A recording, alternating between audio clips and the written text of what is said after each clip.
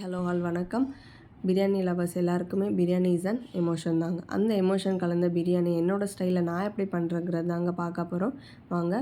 சிக்கனை நல்லா வாஷ் பண்ணிவிட்டு மஞ்சள் தூள், வெறுமிளகாய் தூள், கல்லுப்பு, தயிர் போட்டு நல்லா நம்ம மேரினேட் பண்ணி வச்சுக்கிறோம்.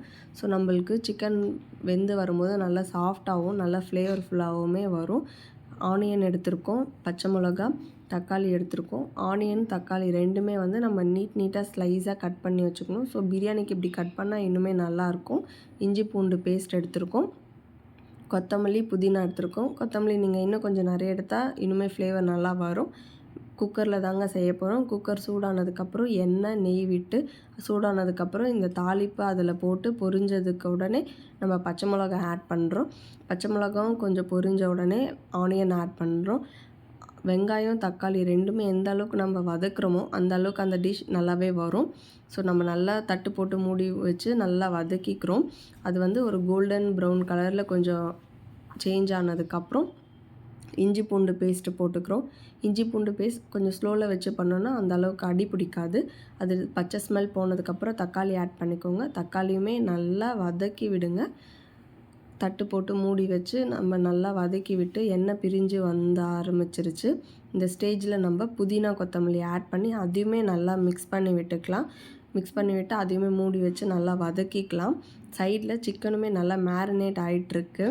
ஸோ இங்கே புதினாவும் நல்லா நம்ம க்ளோஸ் பண்ணி வச்சு நம்ம நல்லா வதக்கிக்கிறோம். எண்ணெய் பிரிஞ்சு வர ஆரம்பிக்குது. நம்ம இப்போ எண்ணெய் நல்லா பிரிஞ்சு வர ஸ்டேஜில் இந்த சிக்கனை ஆட் பண்ணி நம்ம நல்லா மிக்ஸ் பண்ணிக்கலாம். மிக்ஸ் பண்ண உடனே இந்த சிக்கனை நம்ம ஒரு மீடியம் ஃப்ளேமில் வச்சு நல்லா வேக வைக்கணும். இதில் இருக்க தண்ணி எல்லாமே வெளியில் அந்த தண்ணியிலே அந்த சிக்கன் எல்லாமே நல்லா வெந்துடும். ஸோ நம்ம க்ளோஸ் பண்ணி வச்சு அப்பப்போ எடுத்து கிண்டி விட்டால் போதும்.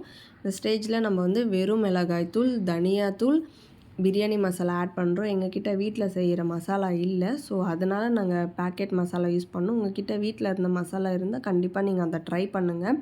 ரொம்ப நல்லாவே வருங்க டேஸ்ட்டு.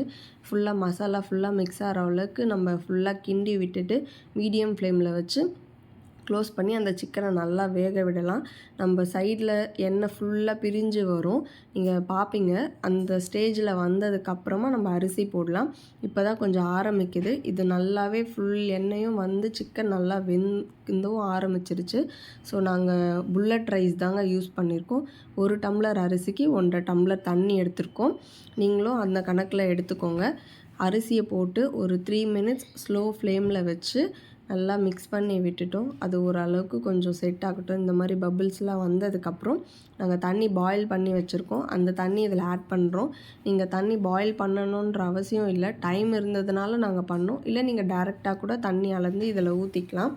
இது நல்லா கிண்டி விட்டுருங்க. க்ளோஸ் பண்ணி வச்ச உடனே கொஞ்சம் அந்த கொதித்து வரும்போது உப்பு காரம் பார்த்துக்கலாம். இந்த ஸ்டேஜில் நம்ம உப்பு காரம் பார்த்துட்டு வேணும்னா ஆட் பண்ணிக்கோங்க. இல்லைனா இதே ஓகேனா விட்டுருங்க. எங்ககிட்ட இந்த தடவை வாழை இலை இருந்ததுனால நாங்கள் அந்த வாழை இலை வச்சு செஞ்சு பார்க்கலான்னு நான் ட்ரை பண்ணேங்க. க்ளோஸ் பண்ணி வச்சாச்சு. ஹையில் 5 மினிட்ஸ், ஸ்லோவில் 5 மினிட்ஸ் வச்சுக்கோங்க. எங்கள் பிரியாணி சூப்பராக ரெடி ஆச்சுங்க. வாழை இலை ட்ரை பண்ணுறது இதாங்க நானும் ஃபஸ்ட் டைம். நீங்களும் கண்டிப்பாக ட்ரை பண்ணி பாருங்கள். உங்களுக்கு பிடிச்சவங்களுக்கு கண்டிப்பாக அன்பு, பாசம், அக்கறை எல்லா எமோஷனும் கலந்து தாங்க நம்ம செய்வோம். ஸோ அந்த எமோஷன் கலந்த பிரியாணியை நீங்களும் உங்களுக்கு பிடிச்சவங்களுக்கு செஞ்சு கொடுங்க. சாப்பிடுங்க, ஹாப்பியாக இருங்க. ப்ளஸ் எங்களோட சண்டே லன்ச் மெனு இதோட ஸ்டாப் ஆகலைங்க. ஃபிஷ் ஃப்ரை நான் கொஞ்சம் கருவேப்பிலை போட்டு வறுத்து பார்க்கலான்னு ட்ரை பண்ணேன். White rice, mutton gravy, mutton chukka plus rasam. நீங்களும் உங்கள் ஃபேமிலியோட, ஃப்ரெண்ட்ஸோட நல்லா ஜாலியாக உட்காந்து சாப்பிட்டு சந்தோஷமாக இருங்க. பாய்.